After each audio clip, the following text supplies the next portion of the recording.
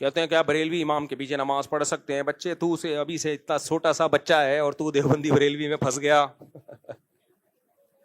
ابے نہیں یار, کلیئر کرنا چاہتے ہیں بات دیوبندی بریلوی اہل حدیث کی نہیں ہے.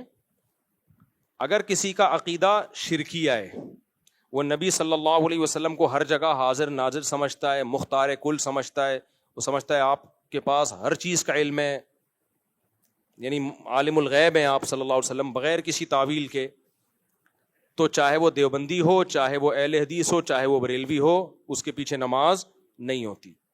اور اگر شرکیہ عقیدہ نہیں ہے تو پھر چاہے دیوبندی ہو, بریلوی ہو, اہل حدیث ہو, سب کی نماز ایک دوسرے کے پیچھے ہو جاتی ہے. اب یہ فیصلہ آپ نے خود کرنا ہے کہ یہ شرکیہ ہے یا نہیں ہے. بریلویوں میں ہر طرح کے لوگ ہیں, معتدل بھی ہیں اور غالی بھی ہیں, جیسے دیوبندیوں میں بھی ہیں, اہل حدیث میں بھی ہیں, ہر قوم میں ہر طرح کے لوگ ہیں. تو ہونا یہ چاہیے کہ تینوں طبقے میں جو معتدل لوگ ہیں ان کو اپریشیٹ کرنا چاہیے.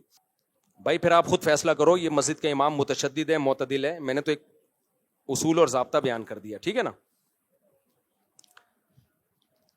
بس وہ جو بول رہے ہیں تو پھر آپ کو میں نے اصول بتا دیا, اس اصول پہ آپ بیٹا فیصلہ کرو.